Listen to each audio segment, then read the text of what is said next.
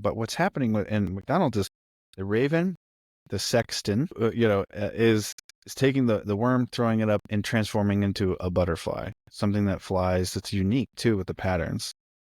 And the next thing that happens is that Mr. Vane objects to all of these weird things happening, almost as if it's a violation of his own personality and integrity. Right. He says, "You cannot make me do what I don't want to do. You cannot make me do what against my will." And then Mr. Raven says, "When you have a will, you'll find that no one can." Yeah. And then he says, "But you're violating me in the very essence of my individual." And that's when you get one of these great lines where Mr. Raven says back, "Individual." I might just say, you are only really now becoming a person. So here's the interesting thing in this context. Mr. Vane's the worm.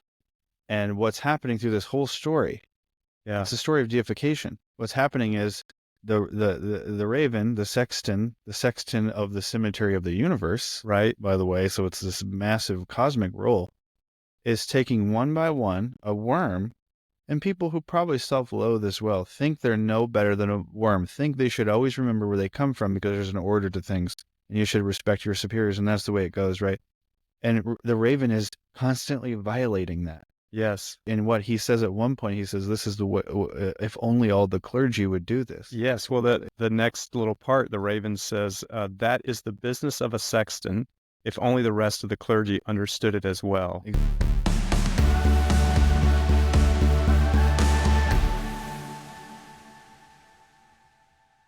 Welcome to The Plunge with Derek Holzer. Here I am.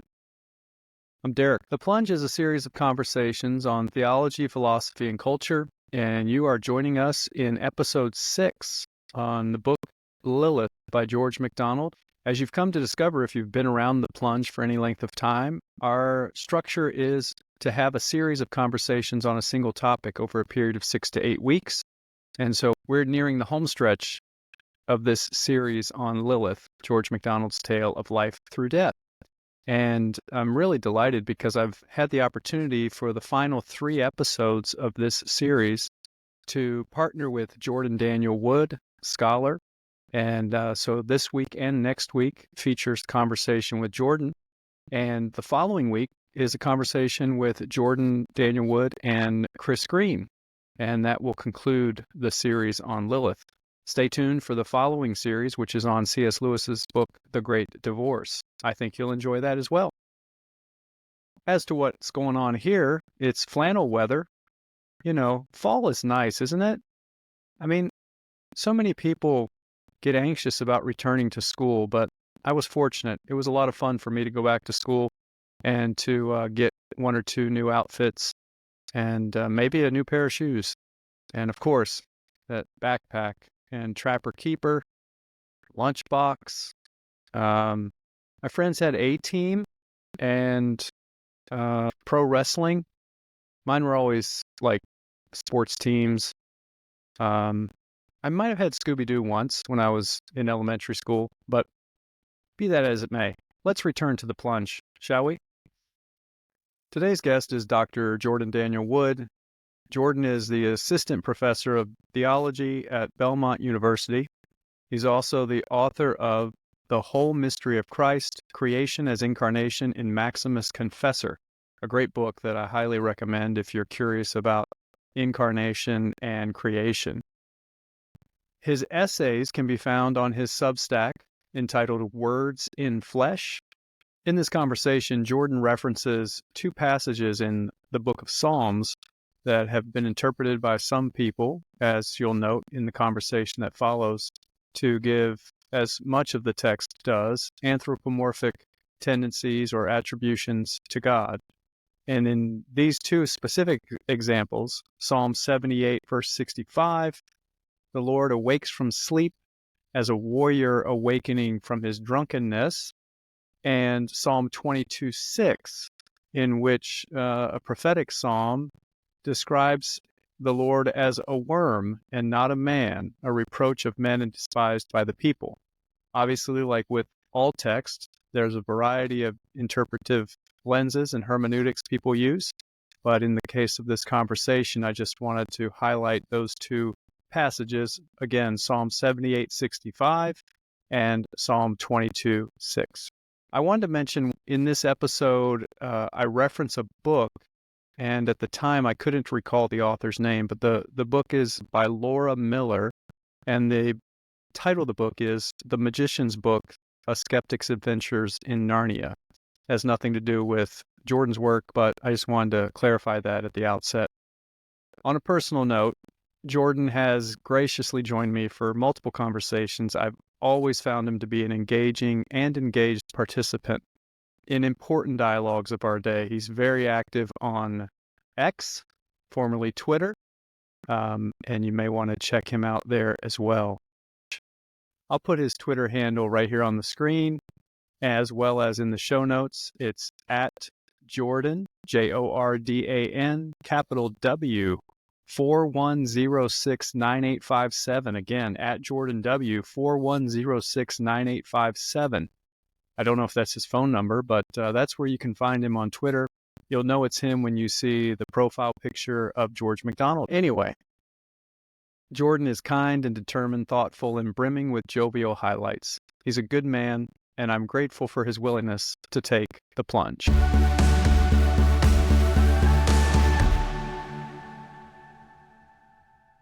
Well, Jordan Daniel Wood, a professor, pleasure to have you with us. How you been? I've been great. Thanks for the invite. This is really exciting. We're looking forward to it for a while. Yeah, me too. Thank you for entertaining my passion. I've been just smitten with George MacDonald for many years now, and I don't think the world knows enough about him. So that's kind of my mission right now. A noble one. Thank you. Thank you. I'm curious about, you have a new position starting in the fall, and just kind of maybe what you've been occupied with over the last couple of years and what this looks like as you move. Man, what I've been occupied with the most has been 4 little girls, stay-at-home dad. But in the meantime, yeah, I've been doing mainly a lot of translation projects since my book on Maximus came out in 2022. But mostly I've been translating his letters very slowly. I know a lot of people have asked about that. I hope those get out next year, but you never know. And then also translating some philosophy, 19th century German philosophy. But yeah, this position coming up, starting this fall at Belmont University, assistant professor of theology. It's a great blessing. Kind of came out of nowhere, which usually means it came out of somewhere. The only where in a way. So very grateful for that in the midst of transition. Yeah. So right. Yeah. So set to move to Nashville. Yeah. We're recording this in St. Louis, Missouri. Mm-hmm. And how long have you been in St. Louis? I was born and raised west of the city. Okay. But then we were up in the Northeast for a while. I lived in France for a year. So been back here for 4 years now. And 4 years ago this summer, and then moving again. Awesome. So hopefully for a lot longer. Yeah. ready to settle down a little. But Oh, that's wonderful. And I'm just curious, before we dive into Lilith, with Maximus, so you have your book, which I confess I've read about 60% of.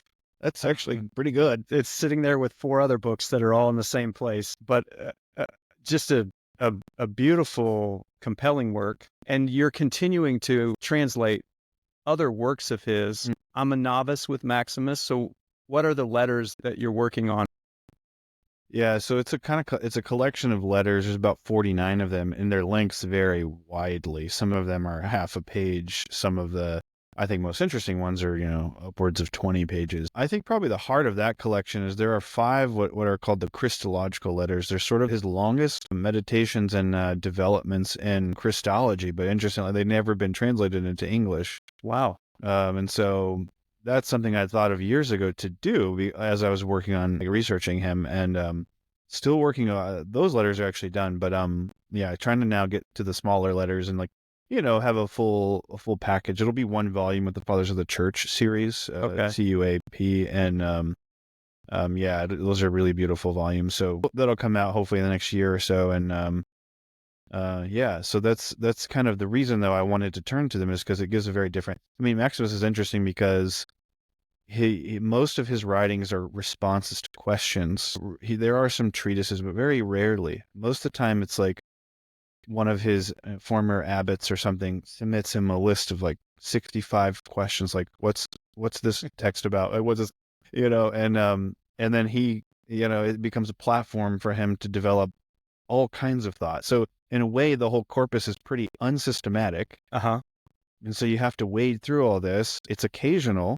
Right. It's usually dialogical, like it's a response. And so the letters are similar. And that's response to questions that you don't have. Exactly right. Yeah. I never thought I did until I read those. Yeah. So, So the point would be that the collection has a lot of different themes and material on it, precisely because he's responding mostly to either certain occasions or direct questions. So it spans this whole thing, but it's an interesting way into him because there is a lot of personal touch to it more than elsewhere.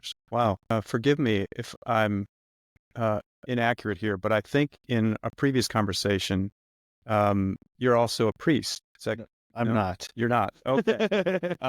Someone referred to you as. Maybe I give off the vibes. Yes. No, I'm not a priest. In fact, I'm a convert, I guess you can call it that, to Catholicism about 10 years ago. And so as married, I'm barred from that path. But I did go, though, to originally in the tradition I was raised in. I went to a Bible college to become a preacher. So maybe that's sort of where that came from. I did do some preaching for a few years. Like George MacDonald, I preached for about 2 years. So there you go. So maybe there's a resonance. There you go. But well, it's been 200 years since George came to this earth, and let's jump into Lilith. Let's do it. Awesome. Yeah. So I've got a series of questions here because I'm fascinated. One of the things that I've been impressed by Jordan over the years, and this is the first time we've met in person, but have interacted online, and you were so gracious to appear in a previous series on George Mac. What I really appreciate is the depth of perspective that you bring and a understanding of theology and philosophy as they wed together. And yet still, as I perceive it, you have a deep respect for the scripture. And a lot of times, one of those gets tossed aside as a person kind of finds a lane for how they interpret existence and meaning. And so that's something I very much appreciate, which is why I keep bugging you to come and talk to me about these things.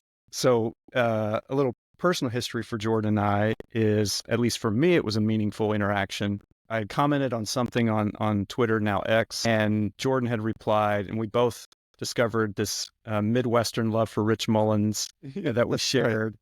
And then something came up where I mentioned George MacDonald, and you said in response, Lilith is my religion.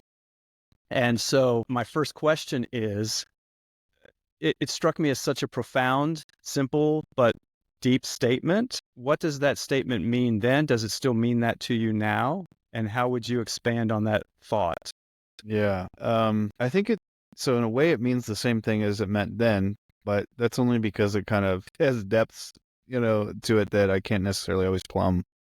So what does it mean? One thing it means a lot of things at once, as creation does. So I think one of the things it means to me is that there is absolutely nothing that God in creation is after, and he follows no other law, as it were, or rule, except raising children, getting to each of them and getting them to become who they are.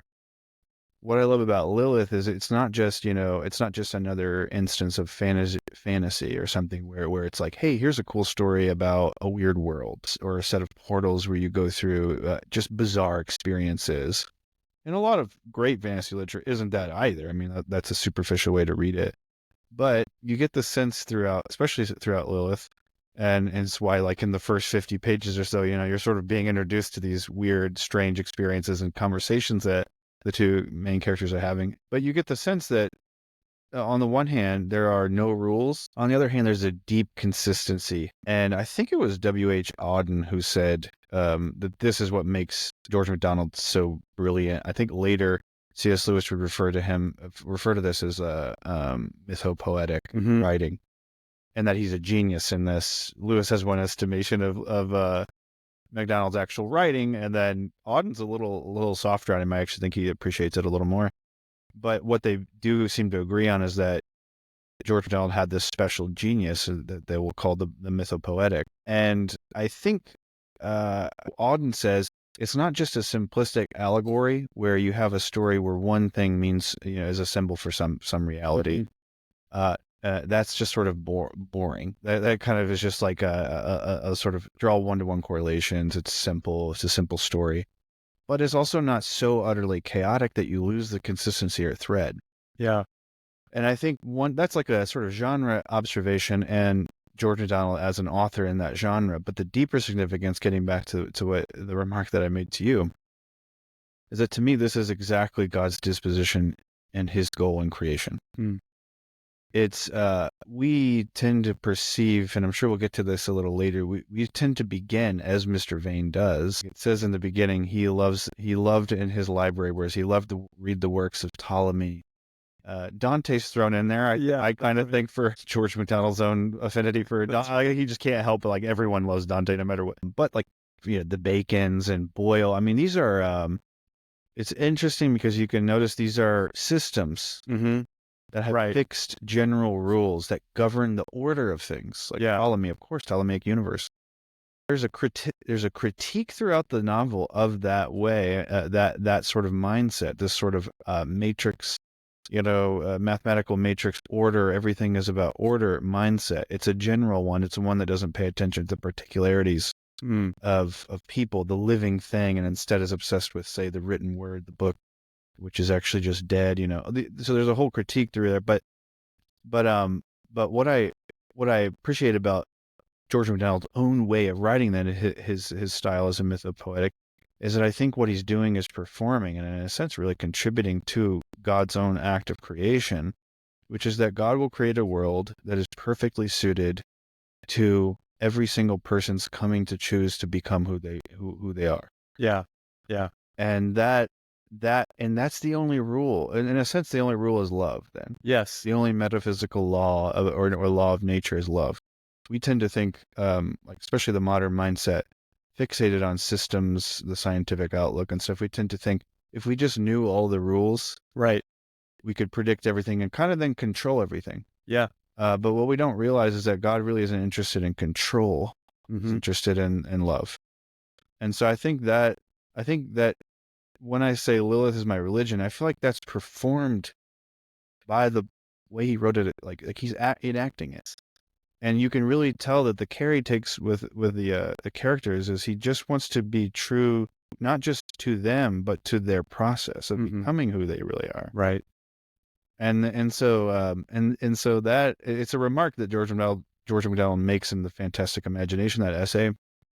And actually, it's repeated in Lilith at one point. I think it's when the main character reads his father's manuscript, his encounter with this character in the past.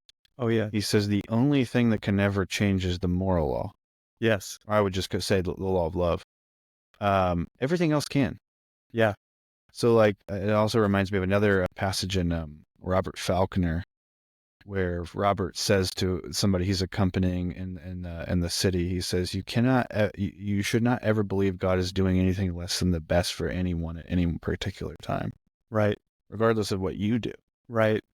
And so this sort of like, God is kind of he's a wild lover out to do whatever he needs to do to get you to see the fulfillment of your own deepest desire. And like that, there's no other rule.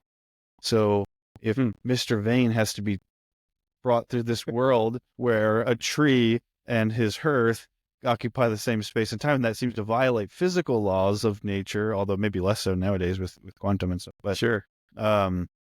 Doesn't matter. There's nothing that says like that has to be, so I think that's one thing it means to me, is that the only law is love. God is love. Yeah. So he himself is the only law of what he makes. It strikes me at the heart of that, thank you, is a trust that we humans struggle to maintain. Yeah. Right? Because at the end of all of what you have articulated there's a deep surrender that he is good and what he does is good for each of us, because of our limited spatial awareness and our constant desire for constructs, as you say, that on the bad end we can manipulate, probably initially as a way of trying to understand, but ultimately end up as methods of control. Yeah. Absolutely. Yeah, we tend to think like we tend to want security abstractly. And so Great line. and so we want we just want to be safe. But God is less interested in us being safe than being who we really are. Yeah. And of course, paradoxically, that is the only safety. So what's tough about, so this is it's another aspect, I guess, of what we were just talking about was there is no way to lay out abstractly how you're going to, how a person becomes a person. There's that whole discussion at the beginning of Lilith about, you're violating me and my individuality and all this stuff. And that's another instance of this where Mr. Raven seems a little rough sometimes, a little off-putting, a little indifferent, but he really isn't actually. It's actually a total attentiveness to the necessities and requirements of each person in their unique path. And so, and I think a lot of us with kids and raised kids, you sort of know that. There are such things as patterns, there are such things as general methods or strategies for parenting, but you also know that the only way to really attend to a person, to a child, is to know them. Mm-hmm. And you can't just know them. There's no such thing as knowing a person abstractly. And so you have to know them directly. And you have to know them in process. And you have to know where they've been. You have to know where they are. You have to know where they're going. You have to know what it will take for them in particular to get there. There's so many of these themes in MacDonald, right? About doors. How do you go in? The only way in is through yourself. Yes. The fact that the door to this other world is a mirror. Yes. Right. So it's through yourself. Yeah. You think you're going out, but you're going in. Yeah. So that kind of, I think at least I should speak for myself. I've never really thought about the detail, the fine-grained, granular detail that God has to pay attention to in process and in motion in the project of creation. Like, he's not just setting up a world order. He's raising children. He's trying to, allude to Lewis a little bit, he's trying to have us come fully into our faces. Yeah. And and this is diverging it just thought I might be. Yeah. As you speak, the thought that comes to me as you reference Lewis, right, till we have faces, each person fully manifesting their telos, their ultimate end in him, I think about the concept of a creative expression. And then I think of Tolkien's eucatastrophe, his idea of subcreation in his essay on fairy stories. Yes. Would you give any credence to the concept that God can be surprised? Yeah. Our interplay?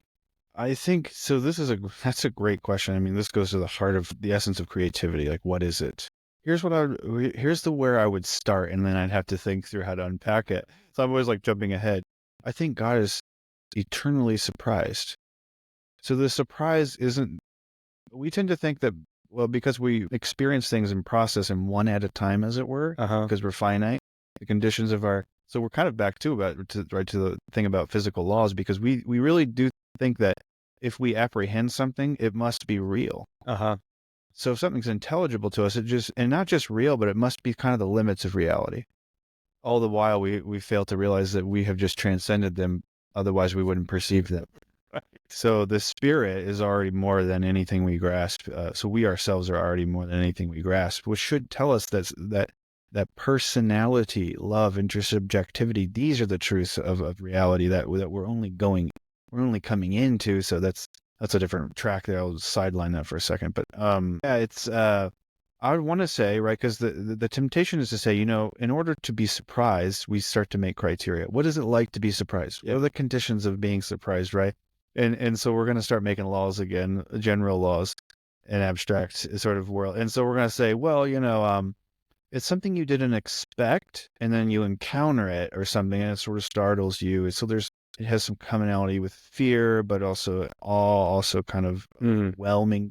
In a sense, I think nothing for God is more overwhelming than himself. And so, but I'd want to emphasize both at once. He is perpetually overwhelmed by himself, and not himself in isolation from everything else, but by himself in all things. And so I would say he's the ground of actually our creativity. Thank you, Maximus. Exactly right. So you see now where It's like so funny. I've often said Maximus the Confessor is the metaphysician of mystics. Okay. Yeah. I think George MacDonald is a mystic of his own sort. Agreed. And so absolute resonance I see, and often I have to ask myself, am I imposing this? Like, do I see it everywhere? But also in another sense, I'm like, does that even matter if it's beautiful and true? Yeah. Yeah. Yeah, the thought strikes me as you articulate that, like when your friends or loved family members surprise you for your birthday, right? You picture that scene. You're coming home, it's dark, whatever. You turn on the light, and everybody jumps out and says surprise, and it is a surprise. And yet, upon reflection, it's not surprising that they would do that because of their nature and the love that they have for you. Right? Is that kind of the? No, that's a great. Yeah, that's a great. And also, like, what's the difference between being surprised and being afraid? Because they both share this common condition of unexpectedness. Yeah.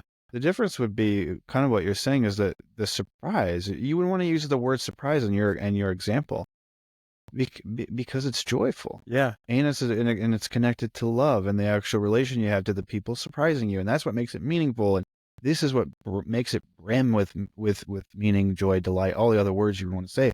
This is what makes it a surprise. And what I want to say is that God he's the conjunction of these seeming opposites in this sense. He's perpetually surprised. There's the same thing as he's totally stable in his joy. Yeah. Yeah. And that you just basically have to say both at once, I think, in that sense. But it's deeper than what I think is so deep with bringing in Maximus or something. And I think, though, it's not foreign to George MacDonald, is that there's this line in 1 Corinthians 1 and 2 where it says, no one knows the mind of a man except himself, and no one knows a man except his own mind. So too, we have the Spirit of God who searches the depths of divinity within us. You have the mind of Christ. What really struck me recently about that was that means that the character or structure of coming to know God is self-consciousness. Yeah. But you don't know God as some just sort of external object that you master, once again, by being able to craft a theory and physical laws, and I can predict it. It's more like knowing yourself and knowing God as you know yourself, and that these are somehow not different. Again, the mirror. Right. And again, the 1 Corinthians 13, face to face. We will come to know him face to face. We see now in a mirror darkly. Right.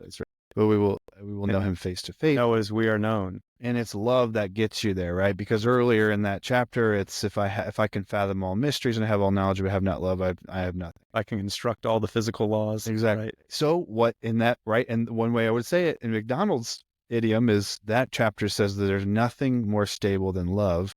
It's connected to what you just said. There's also nothing then more delightful and surprising than love. Yeah. And love itself is kind of the coincidence of the two. Beautiful. Well, This is so much fun. We're going to jump into exploring the characters in the story, because for those of you who are watching or listening, Lilith, every time I reference it to almost everyone, they've A, never read it, or B, if they've tried to read it, they've given up. It is, as you say, sort of this chaotic from our vantage point initially. What is this world about? It meanders in a way that you still don't really know the point for quite a few chapters. Right. And it requires multiple readings. Absolutely. To discover the beauty that's there. But so I'm gonna tell you a scene and let you expound upon it. So early in the book, Mr. Vane is the main character's name, which is spelled Vane, but anyway, a little wordplay. He's in this library and he goes through, follows this, what he thinks is a servant, a butler, and turns into a raven on the other side of this mirror world. And this raven is digging for worms in the wet earth on the other side of our reality. And instead of eating them as is expected, he throws the worms into the air and they float in the sunlight and turn into butterflies. So what do you think's happening there? What is happening there? Yeah. Man, I love this. So the main scene that you're referencing there it's really interesting because leading up to it, it's bookended by it's one conversation, but two different themes in the conversation, if I'm remembering correctly. And I have to say, just before I jump into that scene in particular, it's funny. I've heard a lot of people say, and I get it too, on the first read, the first, like, say 50 pages, people give up. Right. Because it is a little chaotic. I don't know. It's like you're saying, I actually love those, and as I reread, I actually appreciate those the beginning dialogues more than ever. Most of the time, people, if they want to put a positive spin on it, like, suffer through it. I said that before about, like, say, the first 50 pages of Brothers K. Those comments, I was like, here's the whole history of the family. It's like, oh man. But actually, in a way that I don't think is quite true of Brothers K, I think these pages are utterly necessary, both because the people that want to put a positive sort of like sell it a little bit, please make it through. They will usually rightly, I think, say, look, there are these metaphysical discussions and back and forth. They might seem weird, but it's kind of try to get you ready, like prepare you almost to enter this weird world and kind of not be as shocked so you can make your way through it. I think that's true, but also, like, let's just stop and think for a second. Isn't that just a description of life? Yeah, good point. How many chapters into my life and I still don't know the point? Right. And I'm just, I'm just running into I'm having thoughts, I'm having dialogue, someone's making a claim, I'm thinking about it, I'm thinking, well, that's not what I thought. I mean, this is just life. Yeah. In a certain way, the phenomenology of reading Lilith very much rehearses or repeats or is a performance of the phenomenology of coming into your own life, your own consciousness in this world. So, and sorry, I think of, there's a wonderful book written, the name escapes me, but we'll throw it up on the screen. It is the Magician's Book is the name of it. Okay. But it's about Lewis and Tolkien. And in particular, there's a line in there where Lewis talks about how, and this is C.S. Lewis, just in case anybody thought it was Lennox the boxer or Carl the sprinter. C.S. Lewis is writing about why stories have talking animals. And he says that when we are born, infants and toddlers have more in common with our pets than they do with the grown-ups in the house. They're on the ground. They can't eat unless they're fed, a host of things. Mm-hmm. And as they enter, age 7, 8, 9, it's as though they are set on a ship and off they go, leaving behind the talking animals and the wonder and mystery of sort of figuring out what life is about. Anyway, sorry. So so it very much mimics that, right? Yeah. It's like I run into, he hears a voice, he doesn't know who said that, he looks down, sees a raven, surely he's not talking, Yeah. Right, because he was just reading Ptolemy and Boyle and, the serious sort of works of his library. How could a raven talk? They don't even have the appropriate vocal cord structure to form phonemes or to, phonemes, I guess. But anyway, so it's in these early dialogues and where this scene comes up, and as you say, the raven keeps digging down, getting worms throwing up in the air. They turn into butterflies, and actually at one point they become a part of the sunset. But I think so crucial to understanding the imagery here. I think it's as with everything, it's multi-layered. It's many illusions at once. But the dialogue around it's crucial. So at first, when Mr. Vane sees him doing this, he objects to it, which is so crucial, right? He says, in fact, his objection is that, A, this is not the way nature works, but also, B, then, he says a creature ought not to forget where it came from. Yes. Worms come from the soil. They don't really belong in the air. They don't belong high. They're low. Right. And it's so great because Mr. Raven says, why not? Why shouldn't they forget?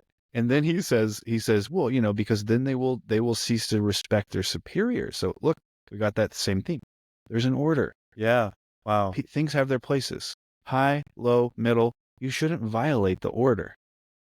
And it's so great because what Mr. Raven says back is, a man often doesn't know when he's making an idiot of himself. It's very harsh. It's a narrator voice, right? Well, I suppose it is Mr. Vane later reflecting. So he's made that judgment on himself. Yeah. So it's one of those moments where it's like a very harsh thing, but I think it's because it's so crucial. So then that leads up to he does it again. Mm-hmm. Okay, what's going on there with the imagery? For one thing, to me, a worm reminds me of two things at once. It reminds me of some of the Psalms refer to human beings as like a worm. And then I think of like a Psalm 8 or something where it says, what is man that you're mindful of him? Yes. Right? And so the idea there would be man is lowly from the earth, from the dust of the earth. Yes, there's like a divine element there, but most of the time we focus on the fact that we're from the earth, like we're lowly. Yeah. And so, but what's also interesting is Dionysius the Areopagite points out in later patristic tradition, he says God's also referred to as a worm in Scripture. And he actually uses as an example of one of the best ways, the most successful ways that Scripture refers to God in what he calls the cataphatic mode, because you're initially shocked by how could God be a worm? Yeah. Highest Which in the lowest. passage is that? So I can't what he's remember which referring to? psalm it is. Okay. It is a psalm, and he uses it as like one of he talks about how God's called drunken, he's depicted as drunken, and as a worm, and he's like these are actually more appropriate precisely because they strike you as least appropriate, because they elevate to your mind. So just on the surface, it's interesting that God and humanity are referred to as a worm in Scripture. But what's happening with and MacDonald is the raven, the sexton, who is taking the worm, throwing it up, and transforming into a butterfly, something that flies. That's unique too with the patterns. And the next thing that happens is that Mr. Vane objects to all of these weird things happening, almost as if it's a violation of his own personality and integrity. Right. He says, you cannot make me do what I don't want to do. You cannot make me do what against my will. And then Mr. Raven says, when you have a will, you'll find that no one can. Yeah. And then he says, but you're violating me in the very essence of my individual. And that's when you get one of these great lines where Mr. Raven says back, you are only yet becoming an individual. I might just say you are only really now becoming a person. So here's the interesting thing in this context.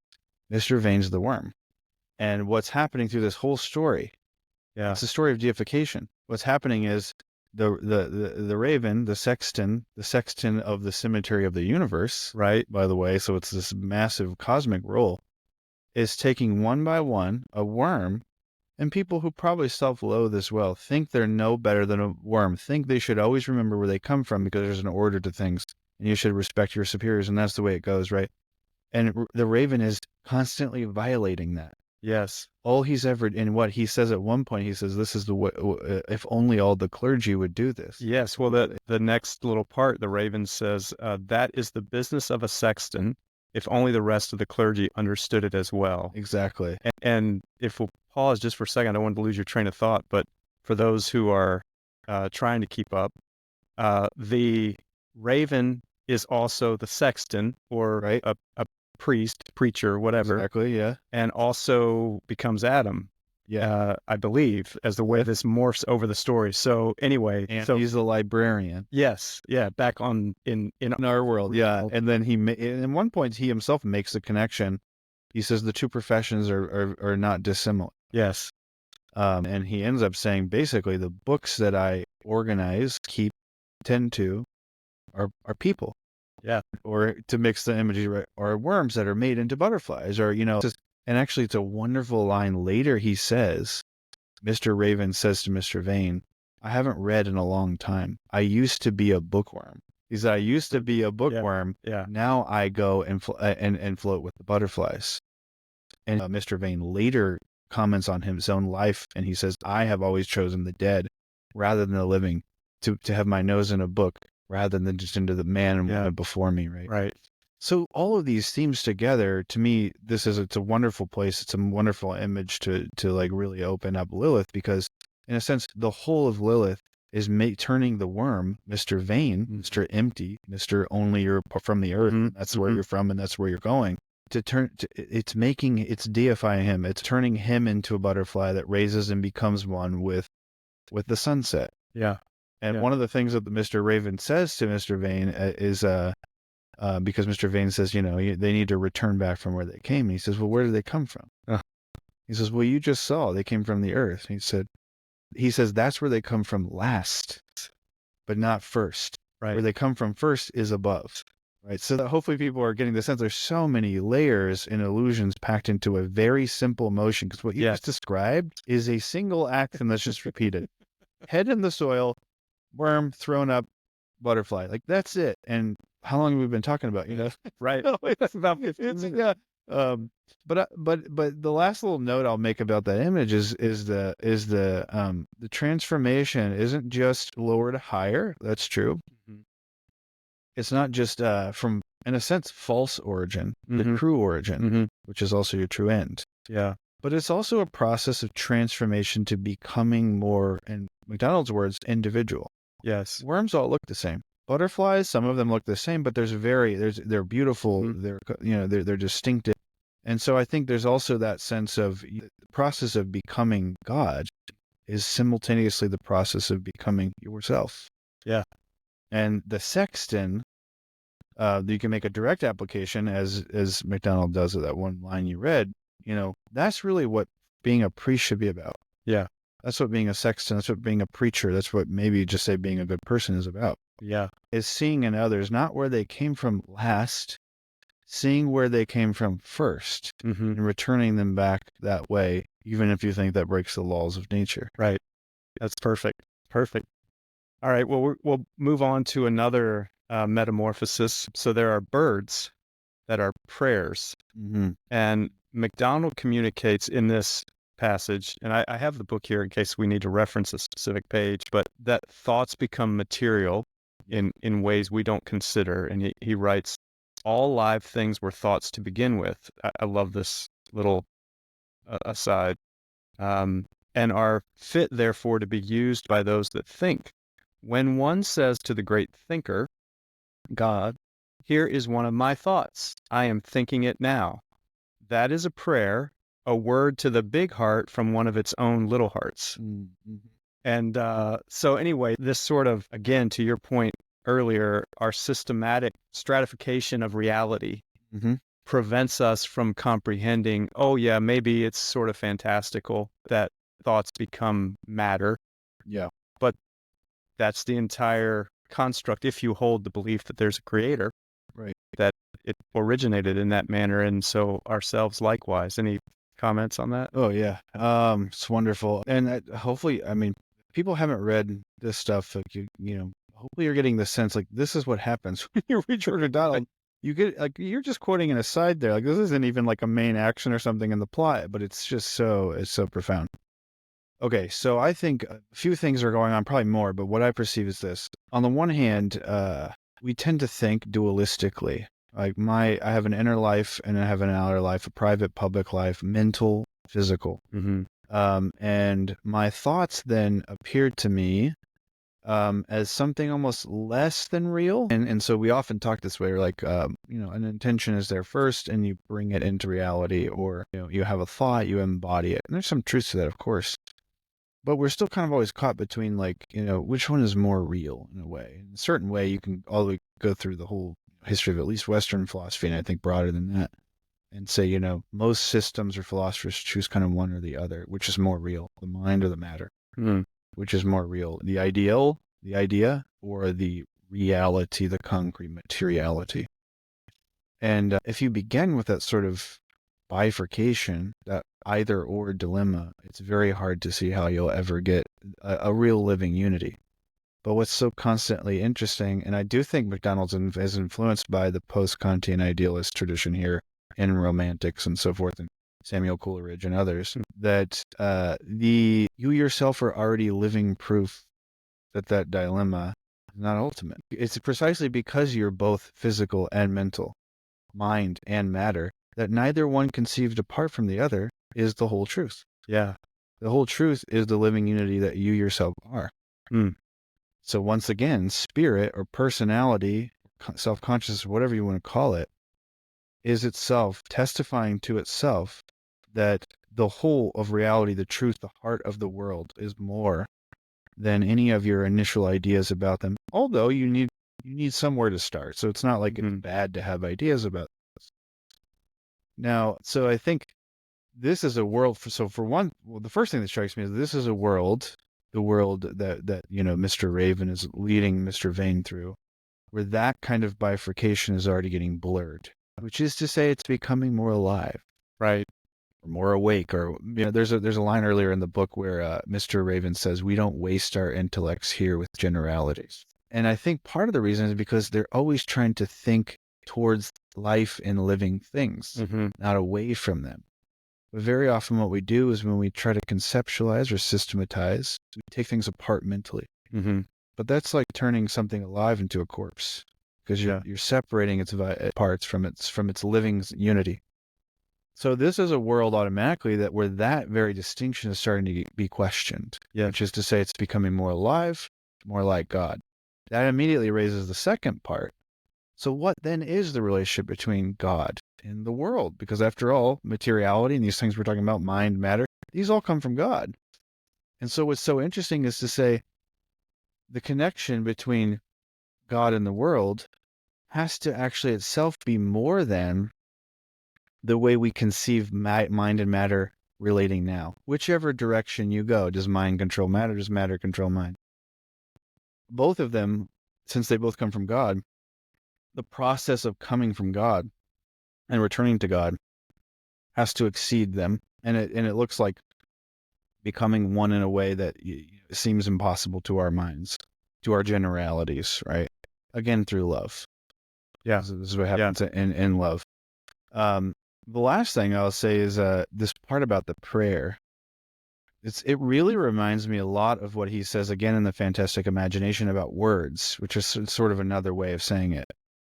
He says the difference between God's words and ours is that God always means exactly what he says and we never do. And he says that because the words that we use were not first our words, but words like of the word. And so the connections between all the words are even more than we can perceive as we use them. Mm-hmm. This is what gives rise to meaning, to symbols, to creativity, to seeing connections that maybe even the author didn't see before. Right. To being, and here I'm influenced by, I think her name is Dr. Kirsten Johnson. Yes. Jeffrey Johnson. She's participating in this series. Oh, great. Yeah. Well, then here we go. Because, I was watching some lectures of hers recently that are really, really good. And she makes this very strong case that, George MacDonald is not, like a fundamentalist kid, raised in a sort of like hold off world that's, but actually was always from the start raised in this with a keen sense that he's in this tradition, that he's reading these authors and he's with these other thinkers that see themselves as responding to and in dialogue with across the ages. And I think the only way that's possible is if, say, Dante could actually meant or said more than he meant. Right. So you can now look back and you might see him in a sense say something that he himself didn't mean to say. That's why the ongoing literary conversation can continue and has integrity as it develops beyond even the life of its authors. Right. And in a certain way, what I just said there about a literary tradition is just simply true of the human condition. That's why we can speak to each other across cultures and times, and then ultimately of all creation. Yeah. Yeah. And every single creature is, the one way to say it in the greater tradition is that every, God, it's funny. My kids say this. I love it. They said, when they refer to before they were born, they say, "Oh yeah, that was when I was in God's brain." That's good. I like that. And I was like, "That's true. That's a great start." It's his brain. But what's the difference between God's brain, as it were, and ours? Is two. There's two differences. One is that what he thinks, as MacDonald says, isn't just an idea yet to be, right, because he thinks it is. So it's not like he's sitting there, I'm going to make this thing now. Mm-hmm. It's the very act of thinking it is already itself materializing it. They're one and the same act. But then the second point would be God never thinks anything he doesn't totally desire and love. Right. I can have thoughts that I think, that's a bad idea. Yeah. I don't love that. I don't want it's too ugly. It's not good. There's a better way. Or even just false things. Sure. Self-loathing, these messages, I'm terrible, whatever. I'm this. These are lies, and they come from all kinds of places. God's brain, to use my kids' word, it never does that. And so again, it's moving towards that unity. The unity of love, which brings together these two things, seemingly can't be brought together. Yeah, perfect. One more question here, just 5 minutes. Gosh, which one? You know what? Since we've touched on it already, I'm gonna save this one. I'm gonna just ask you just a couple minutes on the librarian, raven, sexton, Adam, all as one figure. And do you see a corollary in our own experience? Any similar characters in literature or scripture that come to mind? Yeah, so that's important to repeat your identifications there. We have Mr. Raven, who is also a sexton. Mm-hmm. But he's originally experienced as a librarian, and he's also Adam, as you said, right? I really thought about this one a lot, and I I kept coming back to the same sort of one answer. I really hesitate to say this because it's sort of a cheap thing and it can be too superficial sometimes. I think that Mr. Raven is Adam in the sense that Christ is Adam. It's the one who will go to any person, wherever they are, meet them where they are, dig them out of the earth and make them into butterflies. But also that lies at the very heart of our nature.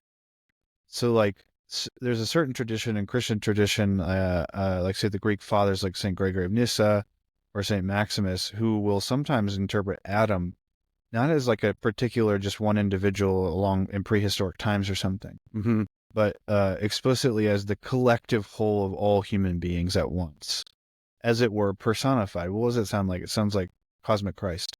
It sounds like we're all members of Christ's body, you know, this thing, but it's one person, but yeah, we're all members and we don't lose our individuality, all that stuff, right? So in a certain way, precisely because this is an Adam, so a human being who descends to the earth to make worms into butterflies, who also keeps the dead. Yes. In a church-like place, which is also a cemetery, which is also a sleeping room. And one part, George MacDonald quotes 1 Corinthians 15, "Awake, arise, O sleeper." Right, from it, and hopefully we get to that, the idea of sleep and death. And who is trying to, through their death-like sleep, make them rise to true life. I mean, to me, this is a profile of Christ. Yeah.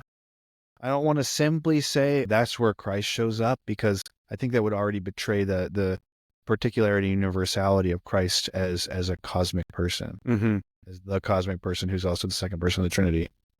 And so I hesitate on that. I don't often like to reach for that character, you know, it's Jesus.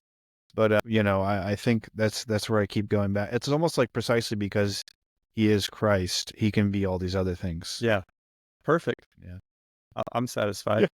Could be other reasons. All right.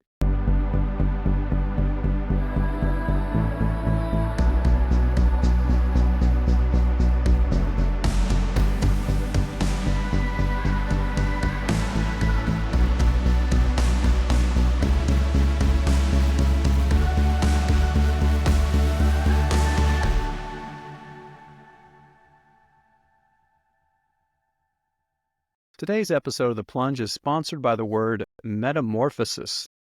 metamorphosis.